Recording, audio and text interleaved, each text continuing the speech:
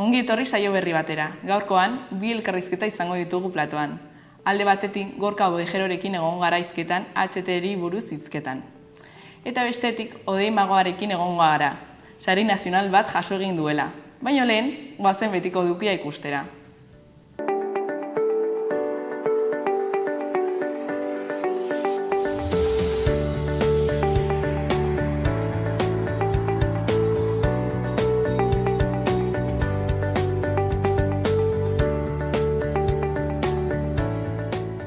Goazen orain, gaurko efemerideekin. Gaurko egun batean, baina 1887ko abuztuaren 8an, Arrasaten, Espainiako presidente Antonio Cánovas del Castillo hil zuten tiroz Mikele Angiolillo anarkistak. Montelluzeko prozesuan torturatutako 400 herritar exekutatutako 5 mendekatu nahi izan zituen italiarrak. Urte batzuk beranduago, 1926an, Errepublikarentzat armak lortzeko ezinbestekoa zen muga itxi zuten Frantziako estatuak. Parisen agintean zegoen Fronte Popularraren erabakia kolpe gogorra izan zen. Besteren artean, Bartzelonatik heldutako armaz bateriko tren bat Hendaian geldiarazia nola zegoen ikusten zutelako armaz eskaz zebiltzan abertzale eta errepublikarrek. Frankistak Irunera hurbiltzen ari ziren bitartean. Egun berean, baina 1991ko abuztuaren 8an, gose greban zegoen Thomas McElwee Irako presoa hil zen Maze espetxean. McElweekek 23 urte zituen, eta 62 egun eman zituen ezer jamgabe. Eta bukatzeko, 1990ko abuztuaren 8an, sutea piztu zen Garoñako zentral nuklearrean. 3 hilabetez erreaktorea kargatzeko geldirik zegoen ostean. Espainiar sare elektrikora konektatzeko lanetan ari zirela piztu zen sua.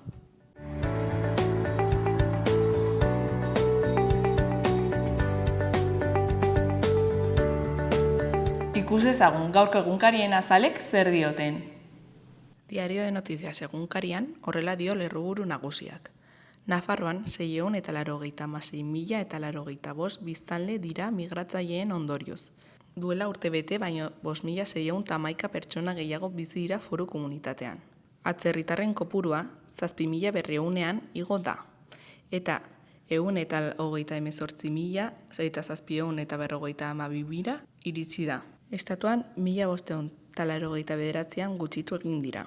Honen azpiko titularrean, UPNek eta PSNek senatuko batzordera eraman dute euren pultsua. Erregionalistek Nafarroan betoa jarri zietelako agerraldiak eskatu dituzte eta sozialistek Barcina deitu dute. Argazki nagusian, bero boladak Erriberan, 39 gradutara iritsi da. Iruñea eta Herrialdea 37an geratuko dira. Eta termometroak ez dira asteazkenera arte jaitsiko. Goian, ezkerrean, istripuek unibertsitateko errepidea ixtea eragin dute. 19an itxiko dute behin betiko. 6 urteetan 135 istripu izan ondoren. Eskuineko berrietan, foru gobernuak 5,1 milioi inbertitu ditu uholdeak saihesteko. Bestalde, Volkswagenek bere auto klasikoen izenak berreskuratu ditu elektriko berrientzat. Amaitzeko, Putinek Trumpekin biltza onartu du, eta ez du baztertuko Zelenskinekin bilera bat egitea. Azkenik, 2 albisteak horiz. 2 titular. Alde batetik, burlata blues erritmoan. Bestalde, Lizarrak agur esaten die bere festei. Diario de Navarra egunkarian honela dio lerruburu nagusiak. Netanyajuk iragarri du Gaza okupatuko duela, baina ez zaio anexionatuko. Israelgo lehen ministroak bere planarekin jarraituko du, aginte militarra zatituta egon arren. Argazkian akrobaziak harresian. Ziudadelak harresien jaialdia hartzen du. Gorriz, Serbi Navarrek ordaindu zuen Madrilen zerdanek teiatupeko alokairuan lehen urtean. Enpresak 29.588,28 euro transferitu zizkion teiatupeko jabeari ordainketa bakarrean. Azpian, 2 titular. Alde batetik, A15 errepideko lekunberriko radarra herrialdeko isun gehien jasotzen duen 3. da. Bestetik, 37 gradu Iruñan eta 39 Erriberan luze aurreikusten da bero boladaren astea. Goian, 3 argazki eta 3 titular. Lehenak hala dio. Iruñak unibertsitateko errepida ixten du. Urrengoak bereengo baltza polita jartzen da. Azkenik denboraldi aurreari dagozkion izenak. Gara egunkarian titularrean, Netanyahuk Gazako zerrenda osoa okupatu nahi duela baieztatu du. Netanyahuk atzo esan zuenez, Israelek Gazako zerrenda osoa kontrolatu nahi duela, baina ez du lurraldea anexionatuko.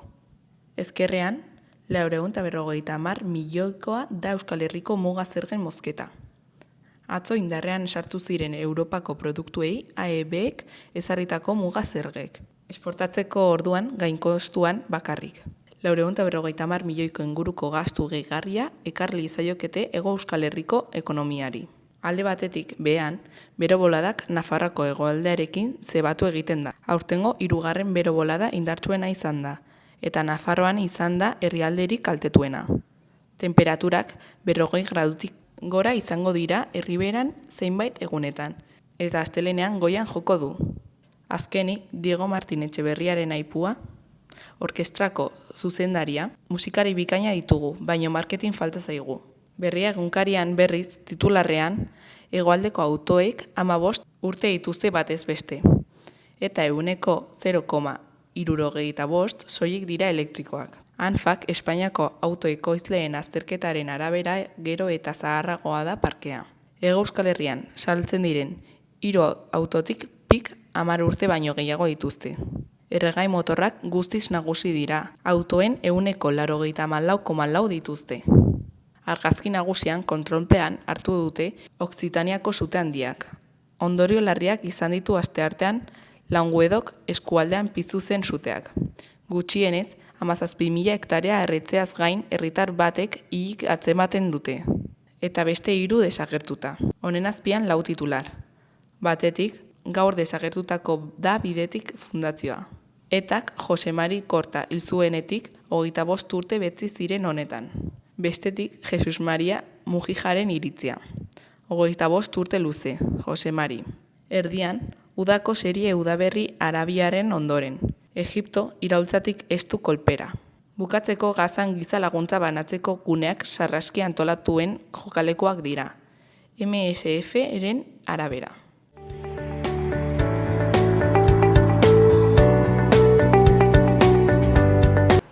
Lehen aipatu dugun bezala, hemen Gorka Ovejerorekin gaude, ongi etorri.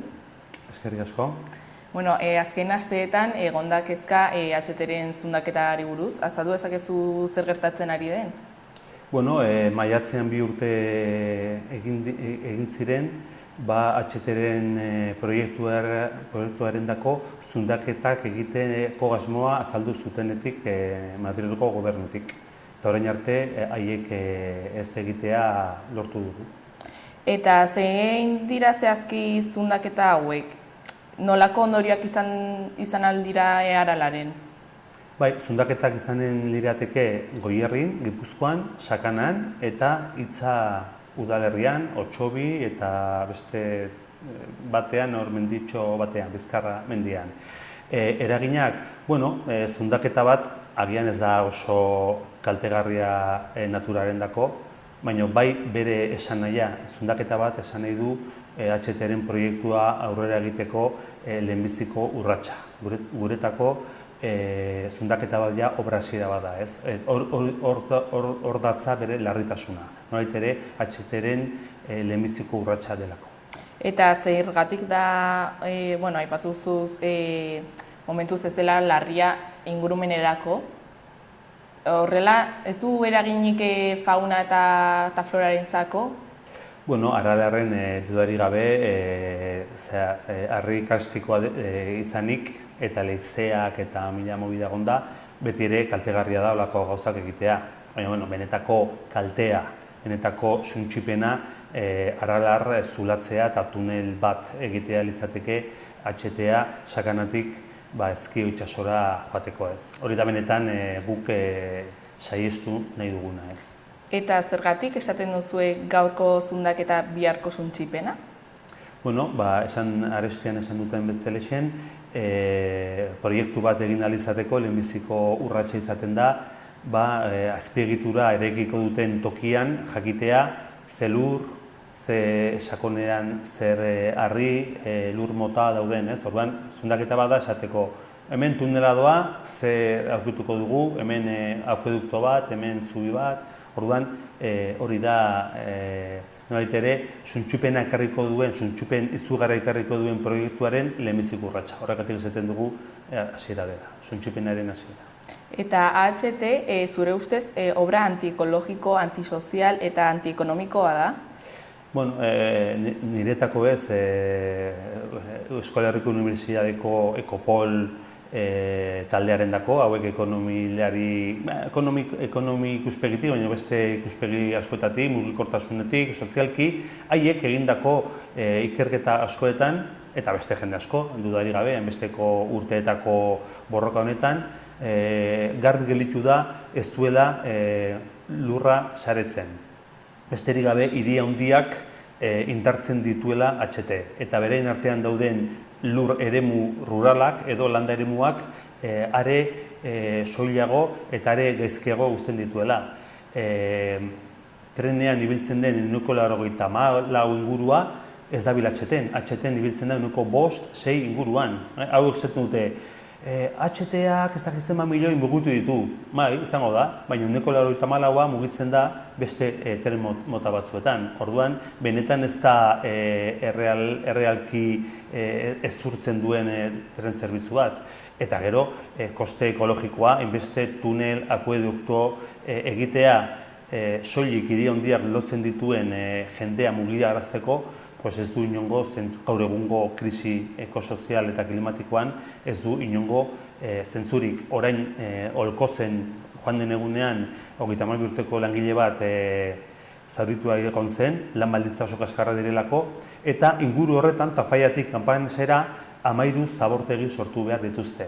Ene sindikatuak salatu berri du lur emankorrenak okupatuko dituela ez HT bakarrik, baizik eta 13 zabertu horiek. Orduan, ekologikoki, ekonomikoki ez da inondik ere errentagarria, soilik bidaiariak eramaiten dituelako, politikariak gezurretan ibiltzen dira esanez merkantziak eramango dituela, Euskal Autonomia Erkidegoan onartu dute ez dutela eramango dela 2 urte, Nafarroan esatu dute eramango dutela, gezurra da. Orduan, ez mugikortasuna, ez lurraldea saretzeko, ez ekonomikoki, ez mugikortasunetik, ez du inongo zentzurik. Eta herrietako udalek bat egiten dute HT-rekin edo kontra daude? Bueno, onartu beharko dugu, gehiengo alderdi Nafarroan eta Euskal Autonomia Erkidegoan gehiengo politikoa alde dagoela. Kontra agertzen dira ezkerreko alderdiak, Bildu, Podemos, Ezker Batua eta hauek, gutxiengoa direna. Baina, esanen dugu, HTA pasatzen den eskualde guzietan, gehiengo handi eta oso handi batek HT-en aurka dagoela. Egia da, hirietan, jendeak kalteak ikusten ez dituena, eta gainera hirietan bizi den jendearen dako HT beste zerbitzu gehigarri bada, hor ez dugu lortu izan gure borrokarekin gehiengo bat kontra egoteko. Baina eskualdeetan, dudarik gabe, eskualde guzietan, Hego Euskal Herrian eta iparraldean zer esanik ez, kontra agertzen dira. Saganaren kasuan, Altsasu, Geroa Bairen eskuetan dagoena, onartuko dugu haiek alde daudela, baina bat da, nik uste, ibilbide Iruñatik Gasteizera edo Iruñatik Ezkiora, ia udal bakarra da alde dagoena. Eta zer eskatu nahi diozue erakundei une honetan? Bueno, gu beti eskatu dugu, nolabait ere, demokrazia parte hartzailea, ez? Guk ulertzen dugu, inposaturiko proiektu bat dela, kostu izugarriak dituena ekonomikoak, egiterakoan eta gero mantentzean, ze hori ere ez da aipatzen, baina HTA ez da errentagarria, hau da ez du bere kostua ordaintzen bidaiarekin, orduan etengabeko diru galera bat izango da martxan dagoenean, esaten dute Madrid-Barcelona akaso pixka bat errentagarria dela, baina hori ere zalantzan jartzen dugu, baina beste lerro guztiak erabat defizitarioak dira. Orduan guk eskatzen dugu eskualdeak ere herri txikiek parte hartzeko eta erabakitzeko eskubidea daukagula, olako obra bat hain garestia eta mantentze lanak izango dituena bizitza guztirako ezin dela gure parte hartzea kontutan izan gabe, eta gero, interes ekonomiko batzuetara lerratua daudela. Hau da, diru publikoak enpresa, eraikuntza, enpresa pribatutara joaten direnak. HT-aren kontra joateko, ze erakunde sortu dira? Iparraldean, KADE ingurumenaren aldeko taldea sortu zen, gaur egun martxan dagoena, eta Hego Euskal Herrian HT-en aurkako asanblada sortu zen, 1994an, eta 2003an HT gelditu elkarlana. Eta hor batu ziren, nolait ere, HT-en aurka zeuden sindikatu, alderdi, gazte erakunde, eskualdetako, herrietako, auzoetako taldeak. Gaur egun, onartuko dugu, Euskal Autonomi Erkidegoan, obrak aurrera joan ahala, taldeak desagertzen joan direla. Eta gaur indar gehiena hemen daukagula Nafarroan. Eta HT gelditu taldea gaude. Eta bestaldetik, Espainiar Estatuan, hainbeste diru HT-era bideratu dutenez azkeneko 30 urtetan, betiko trenaren zahartze prozesu larri batean sartu da, eta hainbat zerbitzu desagertzen joan dira. Hau da, HT atortzen zenean, adibidez, Zaragozara betiko trenak kentzen zuten. Orduan, HT-a egin duena izan da diru partida gehienak hartu, trenari dagokionez, eta gero zerbitzuak kendu edo murriztu ditu. Orduan, horre ere sortu dira Espainiar Estatuan hainbat trenaren aldeko plataformak. Eta Nafarroan ere eta Araban sortu ziren olakoak, Sakanako tren aldekoa, Tafaiarrikoa, Izaholtzakoa, Araban Lautadaren plataforma, Mendietako Aranena, Burgosen, sortu dira asko, Orduan daude, HT gelditu Nafarroa nolait ere betiko borroka mantentzen duena, eta gero trenen aldeko plataformak. Eta gero badago sustrai erakuntza taldea ere, nolait ere juridikoki eta legalki makro proiektu hauen kontra borrokatzen dena. Eta aipatu zu hemen Nafarroako ekimena oso indartsua dela. Ze protokolo edo ze gauzak egiten dituzue protesta egiteko edo herritarrek kontzientzia hartzeko HT-ri buruz? Beti da informazioa zabaltzea, ze ematen du ja hainbeste urte ondoren, eskualdeetan jendeak nolait ere badaki zer den borroka hau, baina gazteek agian pixka bat galdu dugu konexioa, eta gazteek hor sakanan eskatzen zizkiguten gaztetxeetan eta hitzaldiak ematea, ze pixka bat ez dutela ezagutzen borroka hau, nik esaten nien, beraik esaten ziguten, eske jendeak ez dakiz zer den HT, eta ni fara egiten nuen, 35 urtetik gorako guztiek sakanan behintzat oso garbi dute zer den eta zer ez nahi dugun, baina egia da gazteek ez da, betiko informazio emate hori eta zabaltzea, ze komunikabide nagusietan, xaloan ez bezala, HT jartzen dute, ezinbestekoa dela ekonomiaren dako, inonga daturik gabe, jendea mugitzeko balio duela, gezurra da, jendea mugitzen den tren zerbitzuetan HT ez da lehentasuna, gutxiengoa da, lurra saretzen duela, gezurra da, hiri handia bakarrik, orduan, eta hori da, komunikabide nagusietan esaten dena behin eta berriz, eta jendeak hori sartuta dauka buruan benetako ikerketak ikusi gabe, orduan gure borroka da horri aurre egitea, oso borroka zaila eta txingurri lana dena, eta gero egiten ditugu mendimartxak eta hitzaldiak, artikuluak, betiko herri mugimendu batek egiten dituen borrokak. HT zundaketei dagokionez, sortu dugu plataforma pixkat zabal bat, nolabait ere zundaketei aurre egiteko. Hori ere esanen dugu, saiatu izan dira zundaketak era ilegal batean behimenik gabe egiten. Hori gertatu da. Eta orain, legaltasunean egiten saiatzen badira ere, gu saiatuko gara, herri indarra balima daukagu, haiek gelditzea. Eta hemen Iruña herrian, badago desberdintasuna adibidez sakanako pertsonen iritziari buruz edo pentsatzen dute berdin, zein da herritarren iritzia? Hirietan, gure arazoa beti izan da, hirietan jendeak ez du interesa handirik makroproiektu hauekin, ez? Eta Iruña txikia da, baina zu imaginatu Madrid, Barcelona, Zaragoza, Bilbao batean. Hor badituzu metroa, autobusak, errepide pila bat, Bilbao badakigu zer den. Orduan, Bilbotar bat izatea HT etorriko da, pues beste zerbitzu bat, hori onartuko dugu. Oso zaila da ikustaraztea bere dirutik, bere zergen zati handi bat, proiektu hortara joango dela, egiterako orduan eta gero mantentze orduan, ez? Orduan zaila da. Hirietako jendeari gehiengoa hirietan bizi dena gainera, horregatik gehiengo bat ez dago HT-ren aurka, ezagutza ez duelako eta ez duelako kalteak ikusten, ez? Baina eskualdetan askoz ere errazagoa da iristea eta hor jendeak oso garbi ikusten du, nire etxe ondotik pasatuko da, gure ermita ondotik, festak egiten ditugun erromeria egiten dugun ermita ondotik pasatuko da, edo pega egina, edo gure baso maite hori suntsituko da. Orduan eskualdetan oso erraza da jendearen gana iristea, eta hirietan oso zaila. Beraz, herrietan jendea kontzientzia hartzen du eta mobilizatzen da gehiago agian? Bai, beti izan da historiko hori, bai. Eta zer ekimen edo mobilizazio prestatzen ari zarete etorkizunerako? Azkeneko urte terdi 2 urte hauetan, zundaketak zeudela jakin genuenean, saiatuko zirela egiten, mendimartxak beti egin izan ditugu, baina espreski zundaketa guneak edo tokiak izango diratekeen inguruan mendimartxak egin ditugu, Itza udalean, egin genuen Irurzun inguruan, Bakai Kulturmendi inguruan, Lakuntza Arbizun, Olazti Altsasun, egin izan ditugu nolabait ere zundaketaen arriskuan dauden tokietan mendimartxak jendea pixka bat mugi arazteko. Eta gero protokolo bat daukagu, zundaketa bat ikusten baldin badugu, herri batzar bat deitzeko eta horren aurrean zer egin erabakitzeko. Eta zer egin dezaken norbanako batek egoera honi aurre egiteko?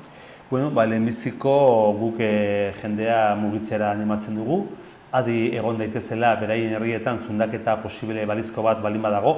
Momentu honetan Goierrin 6 zundaketa egin asmo dute, eta Nafarroan, Sakanan zuzenean, bat edo bi izan zuen Santano mugikortasun idazkari nagusiak, sustapen ministeriako arduradun honek esan zuen, eta gu badakigu Bakaikun 2 eskatu dituztela eta Lakuntzan bat eskatu zutela aspaldi. Ofizialki 3 daude Sakanan, berak 2 aipatzen zituen, Arralaren egin nahi zituztenak, baina badakigu Goierrin 6 eta Sakanan 3 daudela. Egina daudela jada? Ez, nolait ere egin asmo dutela. Orain arte udal guziak kontra agertu dira eta baimenik ez baldin bazuten baimen guziak debekatu egin dituzte horiek. Izurdiagan adibidez saiatu ziren zundaketa ilegal bat egiten eta alkatea Oianak denbora guztian deika ibili zen, bai gobernuari, bai enpresari, bai Foruzangoarekin, eta Foruzangoa agertu zen. Ez legalidadea babesteko, baizik eta gure kontra egiteko. Ilegalki egiten ari ziren zundaketa bat babesteko. Eta azkenean 2 egun ondoren onartu zuten ez zutela baimenik eta ospa egin behar izan zuten. Orduan, orain legalki etortzen baldin badira, guk ere hala ere esanen dugu, ahal bada haiek gelditu behar ditugula arrazoia daukagula. Eta legalki egiteko ze protokolo jarraitu behar dute? Daukate beharra abisatzeko derrigorrezkoa da? Claro, adibidez, komunalean egin nahi baldin badute, udalaren herri lurretan egin nahi dute, baimena eskatu beharko dute, herri bideetatik edo partzela deitzen dugun bide partzelarioak edo soroi bideetatik joateko ere makineria pisutsuarekin baimena eskatu behar dute, zundaketa bat egiteko akaso erreka batetik ura hartzea ere eskatu behar dute, edo zure jabetzako lur batean sartzeko bazuk baimena eman beharko duzu. Hori guztia, ataunen baserri baten baratzea sartu ziren inongo baimenik gabe, alkatea etorri behar izan zen gelditzera, Izurdiagan baimen guztiak bazuten, Adifen eta Nafarroako karreteras sailaren baimena, baina zuten udalaren baimenik. Orduan, hor bazuten batzuen baimena, baina ez guztiak, orduan geldiarazi ez zuen udalak. Orduan, saiatu dira baimenik gabe egiten, orain esaten dute baimen guztiak eskatuko dituztela. Eta udal batek momentu batean ja ez dauka helduleku legalik zundaketa bat gelditzeko. Orduan guk aipatzen dugu zundaketarik ez ekimenetik herriaren momentu izango da haiek gelditzeko. Eta beraz, gutxi falta da edo sentitzen ari zarete gutxi falta dela zundaketa horiek gertatzeko? Bai, urtarrilean Izurriagako zundaketa ilegal ura egiten saiatu ondoren, Santano honek mugikortasun eta garraio eta mugikortasun eta holako izen ponposa ditu idazkari nagusienek esan zuen, urtarriletik horrela esan zuen, orain bai joango gara legaltasunarekin. Eta nola lortuko dugu udalen aurkakotasuna saltatzea eta jabe pribatuen aurkakotasuna saltatzea, egingo zituzte esan zuten. Erabiliko dugu urgentziazko prozedura udalei baimena eskatu behar ez izateko, eta erabiliko dugu behin-behineko desjabetzak, bai komunalean, bai jabetza pribatuetan sartu ahal izateko kontra egon arren. Harrigarria baldin bada ez dute prozedura hori erabili eta besterik gabe berriz ere eskatu dituzte herribideak erabiltzeko baimena. Ez dute eskatu zundaketa bat egiteko baimena, baizik eta zuen bide partzelarioak erabiltzeko baimena eskatzen dugu.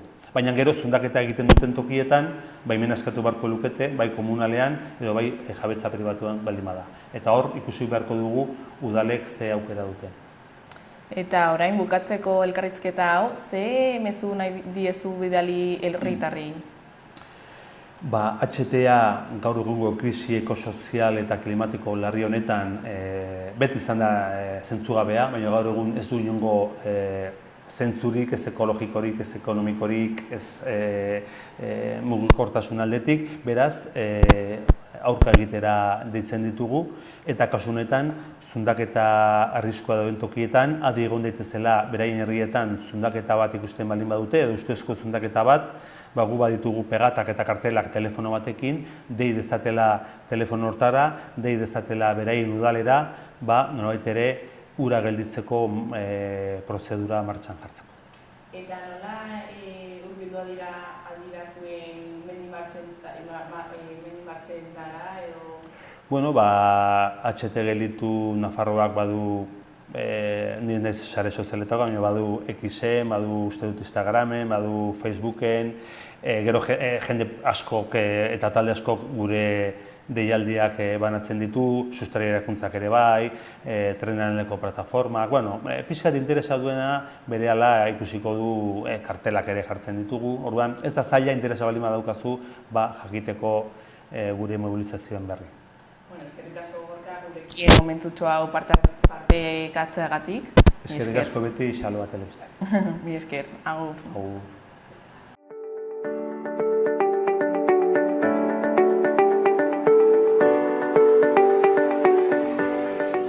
Gaurko, biharko eta etziko eguraldia ikus dezagun orain. Temperatura maximak pixka bat gehiago ikoko dira. 35 gradutik gorakoa izango dira lurraldearen leku askotan, kostaldean eta inguruko puntuetan izan ezik. Zerua hodei gutxirekin edo oskarbi egongo da. Soilik goizean behe hodei batzuk egongo dira ipar partean eta arratsaldean bero hodei batzuk geratuko dira barnealdeko mendi ingurunetan. Hego ekialdeko haitzea ibiliko da barnealdean eta kostaldean brisa altxatuko da. Bihar temperatura behera egingo du. Ipar mendebaldeko haizea ibiliko da, eguerditik aurrera, eta beroa apur bat arinduko du, bereziki ipar partean. Gainera, arratsaldean eta gauean behe hodeiak ager daitezke bertan. Gainerakoan, zerua hodei gutxirekin egongo da, eta temperaturak behera egingo du, baina beroa egiten jarraituko du. Eta igandean, temperaturak larun batean galdutakoak irabaziko du. Barnealdeko hainbat tokitan, beroenak 35 gradutik gorakoa izango dira, eta kostaldetik gertu ere 30 gradukoak langa gaindituko dute. Hegoaldean, maximoek 37-38 gradukoak gaindituko ditzakete. Zerua hodei gutxirekin egongo da. Goizaldean, behe hodei batzuk izango dira iparraldean, eta arratsaldean bero hodeiak garatuko dira hegoaldean. Goizean hegoaldeko haizea ibiliko da, eta arratsaldean ipar ekialdetik finkatzen joango da.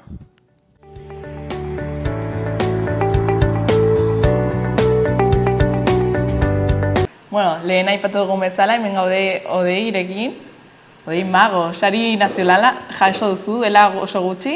Bai, uixe. Baina hori buruz hasi baino lehen, konta iguzu pixka bat nola hasi zinen magia munduan? Bueno, ni imagina nintzen 6 urterekin, pixkat hola kasualidadez. Udazan, hotel batean nengon, eta, mago batek voluntario bat behar zuen, eszenatoki batean nintzen, oso gaizki pasan nun. Baina horrego gunean amari zen, amani madutzen dut. Eta, horrelako anekdota bezala geratu zen, baina hortik aurrea pixkanaka, egia da fuerte sentu dintzala ideia hori, eta begira, gaur arte, beraz, kasualidaz hasitako latxatxa modukoa, errealitate bintu. Osa, ez zinen jarraitu zenuen magia ikasten, eta non ikasi duzu? Hori betiko galdera, zer beti non ikasten da magia, ezta? Nik nire kasuan autodidakta modu. Zer, ni Iruñean hasi nintzen, eta egia da Iruñean aukerarik ez da hola. Ni txikia nintzala YouTube hasten ari zan, internet, nik nire lehenengo ordenagailua urterekin edo izan nun. Gaur egun dana oso gaza da, interneten hartzen ditu gauzak, plataformetan erosian dituzu. Baina nire garaian ni hasi nintzen magoi bat ezka. Barekin magoa degusterakotek ginean, eta nun ikaste zaken, liburu eros dezakezu, eta hola pixkanaka informazioa elkartzen. Eta nola hasi zinen jende aurrean zure trukoak edo zure ikuskizunak aurkezten? Ni hasi nintzen 11 urterekin lehenengo manalein nun familia ekitaldi batean, jaunartze batean. Eta hortik nire familia txasukoa da, orduan izeba batek eskola, guztien eskolako, hanpako, ezakin horrekin itzen, hortik ingurutik gauzatxoak egiten hasi nintzen. Egia da, 16 urterekin, Pirritx Portxo eta Mari Mototxekin hasi nintzala, Irrien Lagunak kluba, ez dala bere izakaten beste konpainian buruko bat, eta bere egin ikuskizun bat sortu nuen, hori magoa eta tibitatxo. Orduan Euskara zeiken zan ikuskizuna zan, eta egia da Euskadin Nafarroko tukotzuten bai, bapatean nire izena entzuten asiztala. Eta 18 urterekin esan nuen, nik nire konpainia sortu gabe, nire gozu egiteko, eta nire ikuskizunak banatzeko. Eta horrela egin nun, pixkat froga eginez, eta 18 urte ikusten eman. Gaizketeratzen baldin bada, erraxa baitarekin zaudetxean, baina ondo derazan, eta 10 urte bete dituta duten bada. Eta nola gogoratzen duzu zure lehenengo ikuskizun profesionala hola bakarrik? Edo ez bakarrik? Bakarrik aitarekin joten nintzen. Aitak jartzen zituen musikak eta holakoak. Gogoratzen esperimentazio prozesu bat ezala. Zeren, gaur egun buruan arau moduko batzuk dituzu, esperientzak ematen dizkizuna, baina garaiatan nik ez nekin ezean. Orduan, esperientzari irabazten juten nintzen egunero. Orduan, emanaldi bakoitza bukatu ostean beti bazteon entxamendu moduko bat, ez da, nola zeragatu behar nola egin. Eta, oso politxa zen, egia zen gogorra zala, baina hala ere, gazteazean ez duzu garrantzen dirik ematen. Zeren ez duzu ogibide bezala bat ikusten, ez duzu pentsatzen gaizki jote baldin bazait, zegin godet. Orduan alde horretatik, noski oso desberdina da, egiten dudanatik horrein aldeatuta, baina oso fase interesgarria. 10 urte bete dituzula esan duzu, nola izan dira 10 urte horiek? Momentu batean pentsatu duzu ustea edo zailtasunak izan dituzu? Ez, ustea ez. Zer, azkenen, egia da, prozesu bat dago 10 urte hauetan, zeinetik afiziotik profesio bat izatera pasatzea. Gauza asko aldatzen dira, egia da nik gaur egun 24 urtean magian pentsatzen dagoela, burua aztoratuta da. Gaztea zinean, oporrak zenituen edo mago bat zegoen ingurutik, guazen magiko ustea, eta orain, etortzen dien horiek lagunak dira, haien beste plan batean geratzen zera, eta ez ikusten ikusten. Prisma aldatzen da, ez ikuspuntua. Egia da 10 urteetan prozesu bat dagoela, ikaste prozesu bat, ni uste ez pertsona fisiko bezala odein bezala, baina bai odein magoa bezala eraldapen badagoela, asko aldatu dela nire magia orain dela 6 urtetatik ona, eta orain bertan ere eraldatzen prozesu batean nagoa esatzen, eta mendikan 2 urtetara oso desberdin izango dela.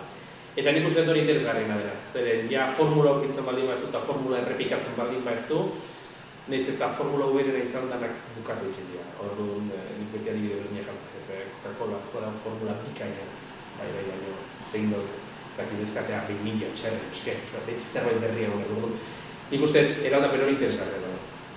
Eta, orain bai konta iguzu, nola iristen da norbait sari honen parte hartzailea izatera?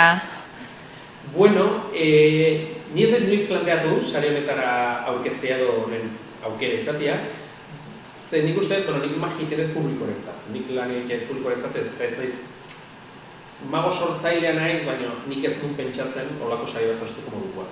Hori dela urte bat, bai ideia bat etorri zitzaigula burura taldeari, eta pertsona batek, kanpoko batek esan zugula. Ideia hau, nazional baterako interesgarra izan daiteke zen, ikusten munduan ez duela inoiz ikusi. Orduan, bueno, horretan lan egiten jarraitu denun, urte bateko prozesua izan da, nik sortu da jokuetatik ikusten prozesu luzeena izan duena, eta asko gustatu zen. Ez da asko kontatu, baina bai joku klasiko bat zen, magia klasiko bat, baina modu egitea, barruan gertatzen den prozesu hori oso desberdina ez da. Helburua zen magoak harritzea, eta bapatean magoak pentsatzea, badakiz egin behar duen, eta ez, kontxo. Orduan pentsamendu hori lortu nahi genuen, oso zaila dela magoengan hori sortzea. Eta, bueno, sari banaketa igaten izan zen, nik emanaldia ostiralean egin nuen, eta egera bi egun horietan nik badakila asko izan iztaba ideiari buruz, jokuari buruz, nola raio ez da posible, jende asko bete horien bota zidaten hortikan, eta, bueno, sorte hori. Azken ezan sariak sorte dira, eta batez ere artean, ez da subjetibo da. Eta zer suposatzen du alako sari batek zuretzako? Bueno, 10 urte dara matzat horretan, eta lehenengo errekonozimendu bada sektorearen partetik. Publikoaren partetik egunero dator, emanaldiak ikusi aprotzen direlako, baina sektorearen partetik ere interesgarri dela uste dut. Ate irekiera moduko bat suposatzen du ere bai, sektoreko jende gehiago ezagutzia, ni Iruña erdi Madrilen nago, baina egia da hor nago. Zaila da jende guztiak ezagutzia, magiaren munduan jende asko dago, afizionatu mailan, eta interesgarri da jakitea nor da nori. Orduan, olako hau, bueno, salto moduko bat suposatzen du horretan, eta orain ikusiko dugu. Eta zer izan zen beste partaidetatik desberdinduz zituena? Bueno, hau da hirugarren sari nazionala. Hau da, saritan funtzionatzen du, magia saritan, gerta liteke saririk ezagutia. Hau da, agian hirugarren bat egon daiteke, eta lehenengo bat ez, zen puntuazio kontuak dira, eta agian bere ekolatu ezagitez dagoela inor lehenengo postua jasotzeko puntuazioarekin edo mailarekin. Nik uste, honetan desberdina izan zela, lehenengoa harrituta gelitu zehala, zeren egia da magoak ere batzutan baloratzen dituztela, harritzen ez dituzten ideia, publikoak harritzen baldin badu, listo. Baina magoak engaintzen dituzunean oso interesgarria da. Eszena zegoen, kontzeptu bat zegoen, estetika bat zegoen, eta, bueno, mota guztietako proposamenak gaude sari nazional batean, baina batzuk agian dakate horietako ingredienteren bat, orduan danak betetzen dituzunean, agian ez da saintzeko modukoa, zen gero indezun ideia txapuza bezan diteke, baina behitzatia zerbait dago ideia bat dago dut. Bueno, eta elkarrizketarekin jarraitu baino lehen, elkarri duzu trukoren bat, edo zerbait ekarri duzu, hemen egiteko? Ez, beti jolasteko prest. Gaina, beti berdin esaten dut, baina egia da nik normalen kartekin ez dut egiten, eta elkarrizketa hauetan aukera bilatzen dugu kartekin jolasteko, zerbait ezberdina egiten duen. Nik hemen saria dakar, saria noski ilusio handia egiten du, saria horlako saria bat izatea, eta hemen egon izan abizatea, bikainera. Eskatuko izut, iskat maino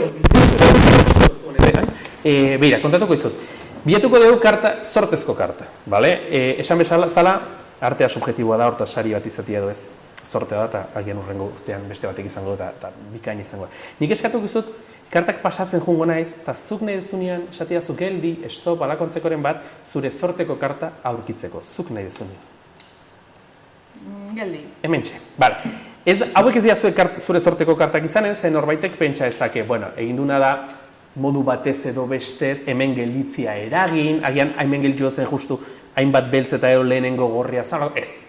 Zu hemen gelditu zea, 6 batean, bat lehenago 2 bat zen, beste bat gero bat azan, 6 kontatuko dugu.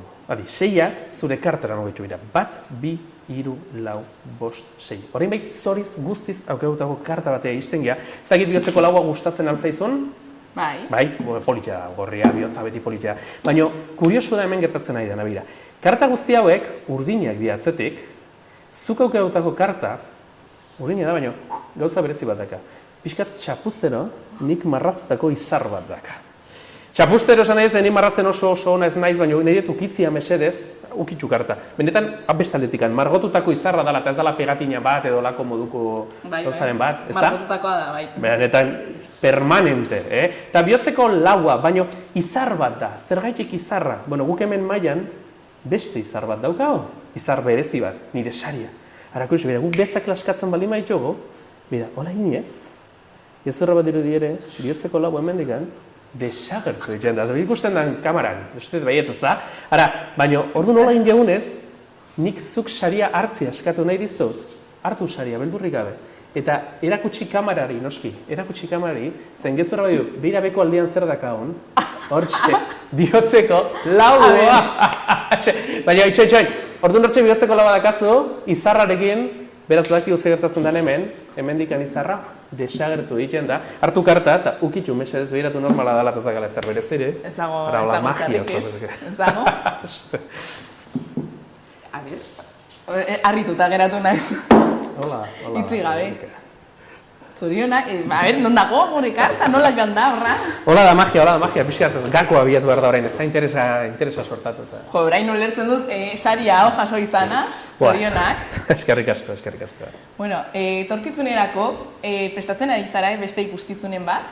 Bai, beti gauzak daude, nahiz eta batzutan egin ikuskizun forma ez izan, beti ideiak daude hortxeko gordeta gelditzen dianak, eta orain bertan justu gaina orain entsaiu prozesuetan gaude, ideiak 2tik 5 Iruñako Gaiarre Antzokian estrenatzen dugu 3 elementu, ditzen dan, ez da ikuskizun bat, esperientzia bat da, eta ditzen dugu murgiltze esperientzia, inmersibo, eta gaina multisensoriala. Zen jolastuko dugu, publikoak ez dator ikuskizun bat ikustea, ez dator magia ikustera, magia sentitzera dator. 4 egunez ongen geha Gaiarre Antzokin 12 emanaldi egingo ditugu, zeren ideia da, eta lehenengo aldiz kontatuko eta hau, 30 pertsonentzako bakarrik saio bakoitza, eta kaldera bat botatzea beti ikuslei, ze gertatzen da, beti imaginatzen du mago bat frontalen ikusten aurretikan, mago bat guztiz inguratzen baldin badegu. Proposamen honetan, ni 360 gradutan inguratuta egon naiz publikoagatik, eta esan bezala behaik ez dute magia ikusiko, sentitu ingo dute, parte hartuko dute, eta oso interesgarria dan gauza bat sortu dugu, lehenengo aldia nazio mailan aulako gauza bat egiten dela, beraz, jendia etortzea ikustera, azken sarrera gelditzen dira txego egunien, beraz, hortxe. Osea, beraz, zure urrengo urteko ikuskizuna, sentimenduekin lotuta egongo da, beraz? Sentimenduekin lotuta dago, nire esperientziatik ateratzen den mezu bat lantzen du, eta, zeintzuk dien 3 elementu horiek kontatuko dira. Bizitzarekin erlazioa dakaten 3 elementu dira, guztiok ditugunak, baina batzutan ikusezinak dianak. Magian bezala askotan, gertatzen ez dien gauzak, ikusten ez dituen gauzak barkatu gertatzen nahi dira, eta azkenen elementu horiek olakoa dira. Beraz, bai familia osoak etortzeko, bai helduak etortzeko esperientzia bada, zen helduentzako magia da aurrek disfrutatzea dutena, hortaz etortzea. Eta zelako lan teknikoa eta estetiko prozesua jarraitzen duzue? Beira, 3 elementuren kasuan oso luzea eta oso zaila izan da. Zeren, estreinaldi arte asko kontatu gabe, egia da guk lehenengo, nahi genuen azan, publikoak guztiz inguratzea magoa, hortaz alde guztietatik oso ondo ikusi behar da, entzun behar da, guk landu nahi izan dugu inmertsio lana, hortaz, soinu proiektu bat dago, inmertsibo bihurtzen duna, argiztapenatik ere bai, guzti hau eramangarria izan behar du leku desberdinetara, ez bakarrik estreinaldia leku batean egin eta listo. Eta gaina magiarekin orekan egon behar du. Hau da, zentzua izan behar du guztia, dana ikusi behar da, baina ikusi behar da moduan ikusi behar da, ez du balio bonbila bat piztuta emanaldi ikustea, misterio ne baldin badu misterio lortu behar dugu, eta bar. Eta gertatzen den askotan da, magoek ahaztu ditute estenaratzea magia bezain garrantzitsua dela. Eta guk kasu honetan nahi dugu jendeak harrituta ateratzea, baina baita ere pentsatzea, ze politxe izan da dana, ze estetiko, ze dana landuta, orduan, hoi izan da pixat luzea da, baina divertigarria dere bai, batez ere emaitza ikusten duzunien. Eta ze zailtasunak izan dituzue? Asko, danak. Mago bat inguratzean, danak dira. Egia da, ikuskizun honetan dauden magia ideia guztiak, gure ideia diala, sorkuntza propioak diala, edo eta beste magoekin elkarlanean guretzako sortutakoa diala, orduan horrek dana zailtazten du, asko. Zen oso erraza da truku bat hartzea eta ja existitzen baldin bada egitea, autoraren baimenan egin noski. Baina kasu honetan froga asko inberdia, katsa asko aurkitu, nola konpondu. Horretan ibiliki azkeneko urtean, espero du pena merezi izatea. Bueno, gogotsu zaude suposatzen dut estrenatzeko. Bai, noski, beti publikoarekin egoteko prest, gainera formatu honetan, espero dugu publikoei gustatzea batez ere zerbait desberdina sortu degula atzematea. Eta zer da zure lanaren gustukoena? Ideia, galdera ona, zer da gustukoena? Nik uste, azkenan klitxe bat da, baina bi egun inoiz ez dira berdinak, eta proiektu batean sartuta zaudenean, sorkuntza prozesu horretan, niri gustatzen zait. Egia da gogorra da, lan asko da, ordu asko diela, baina divertigarri da pentsatzea zuk buruan zenuena, hilabete batzutan eszenatoki baten egon dela, tal cual, zuk imaginatzen zen duen modun. Nire sortzeko prozesua hori da, hau da, nik dudan ideia, tal cual, eszenatokera iritsi behar da. Eta bidean arazoak baldin badaude, ezin da hola izan behar du. Eta orduan, arazoa hemen dakau, horrela ezin dela izan, lortuko dugu. Orduan, ni uste hori dela gehien gustatzen zaidana bai. Zailtasunen kontra joatea edo...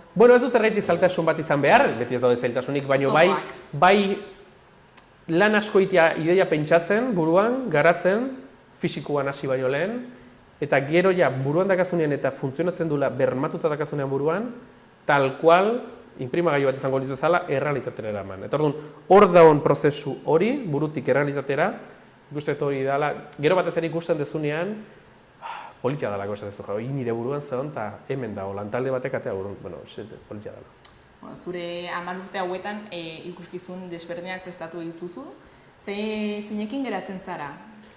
Zein izan da zure gustukoena edo zure bihotzean eramaten duzuna?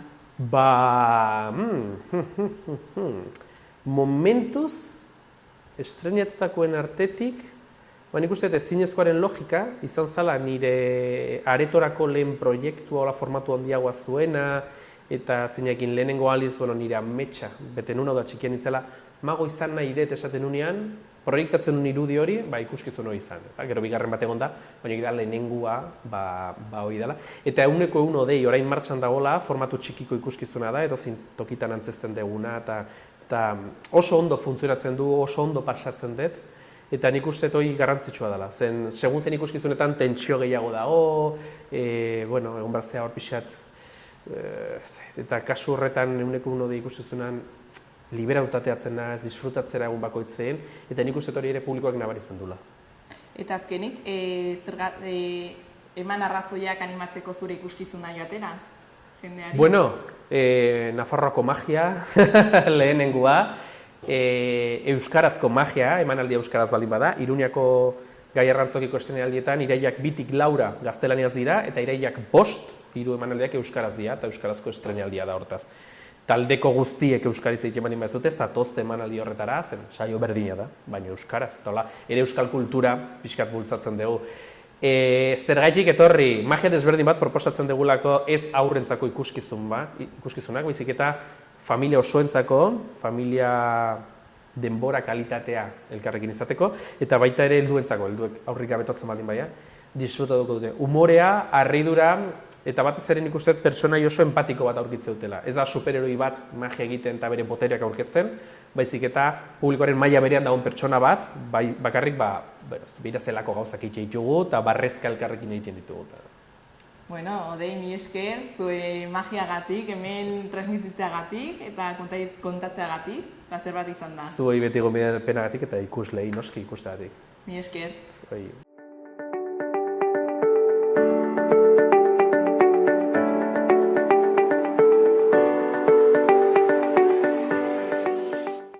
Mi esker zuen arretagatik, asteburu on pasa.